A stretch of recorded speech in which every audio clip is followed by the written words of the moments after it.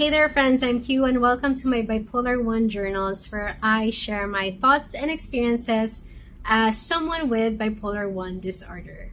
For today's topic, I wanted to share more about shifting moods. So, in order to explain how mood shifting works for me, is that I think every week, sometimes even daily, my mood shift hits. So imagine the sorting hat from Harry Potter.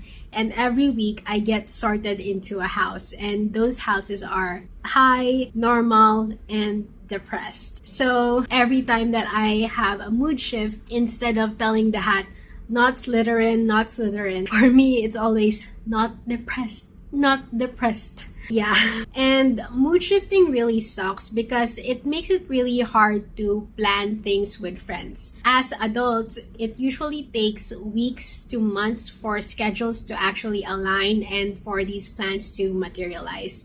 And for me, whenever the group chat lights up with plans, I really want to say yes at that moment. But in reality, at the back of my head, I'm kind of scared because by that point, I don't really know what my mood is going to be like at that time. So I'm very scared to say yes, and then the day comes and I end up not really following through and showing up. So one piece of media that I think depicted this problem so accurately was this Modern Love episode starring Anne Hathaway, where Anne Hathaway plays this character with bipolar disorder. And she was really looking forward to this date with a guy that she really liked. On that day, she already prepared a lot. She has her makeup on. She chose a great outfit for that date. Inches away from the door, she gets hit by this really bad mood shift.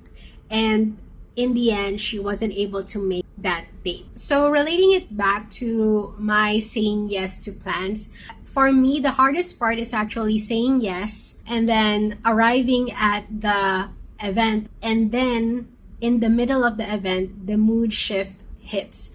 That's like my worst nightmare because immediately I actually just disassociate and just want to really go home. So one real life scenario for me was last August, I was visiting my friends in London. And for context, I live in the Philippines. So this visit to them was planned years ahead. And while we were waiting for our friends, my friend Kate asked me if I wanted to go with her and walk her dog with her. And as long distance friends, it just makes sense for me to say yes, right? I want to walk your dog with you. But instead, because the depression was hitting really badly at that time, I asked if I can just chill in her apartment while we were waiting for our other friend. What did I do then?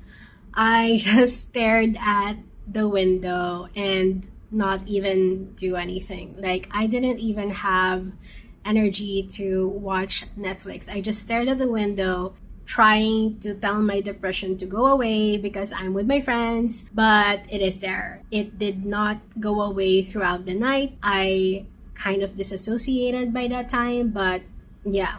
So looking back at that time, I can't help but feel this sense of guilt and regret because I wish that I wasn't depressed. I wish I was able to maximize the time that I had with my friends because we are long distance and I'm not sure when I'm going to go back to London next. And actually, by the end of the trip, when I was going back to the Philippines, I actually cried about Kate's dog, Bobby, because I really love Bobby. I wish I spent more time with her. I wish I said yes to that time that Kate asked me to walk her, but in the end, I just stayed in Kate's condo and waited for our friend. So yeah, that really sucks. I feel super grateful that my friends are so understanding of my disorder.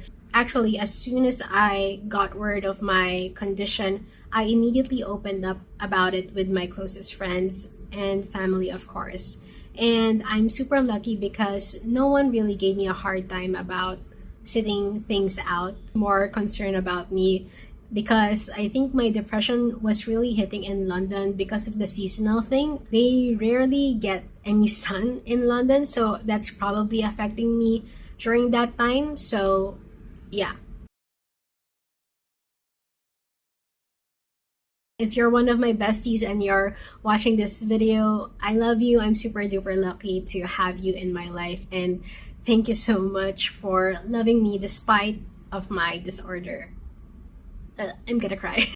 But at the other side of the spectrum, it's not all rainbows and butterflies, because not everyone is completely understanding about this disorder. One example scenario was I had this team building with my previous company, and they were already playing these games, and instead of joining immediately, I chose to kind of rest at the room.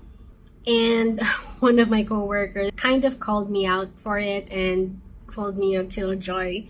But in defense of her, I didn't really know I was already depressed by then. It kind of sucks that not everyone can really understand my disorder, and I wasn't really open about it yet because I myself didn't know yet. So I think one of the biggest things that I'm navigating is being able to try to explain it to acquaintances or coworkers or anyone that's not a close friend without telling them that I have bipolar disorder, if you get what I mean. So going back to the Modern Love episode, I think the end of that episode, Anne Hathaway had this full disclaimer that she had bipolar disorder and kind of like explained bipolar disorder in detail and included it in her dating profile. As for me, I have no idea how I'm going to tell this to a potential partner, and I'm glad that it's not yet one of my priorities. I'm just thinking of dating it. It's already exhausting me. Imagine having to text someone. Imagine having to text someone consistently every day and telling them how your day was. I just think I have a lot of projects for now for that thing to really bother me. But at the same time, it's kind of like a good question to ask you guys. If you have a partner or potential partner or a significant other, how did you reveal your bipolar disorder to them? Did you reveal it while you're dating? Did you find out while you're already married? So yeah, let me know in the comments, and I'm really curious as to how you navigate in communicating that with new people in your life, especially for significant others. So if you made it this far, thank you so much for watching. This is a really quick video to just share some snippets about my life and how I'm navigating this disorder and my social life. So this is my 4th episode, and I think I have only 4 episodes to go. I'm super happy that I'm able to really push this project forward. So this is just me manifesting that I reach the target audience that I have. On my 4th episode, I hope that I have maybe 10 subscribers. If I have 10 subscribers, we can have like a little bipolar club and just share all things that is happening with our lives and navigating this disorder. So thank you so much for watching. Please subscribe so that if I ever reach this big goal of 1,000 subscribers, I can finally purchase that vlog camera that I really want. Thank you, and see you in the next video.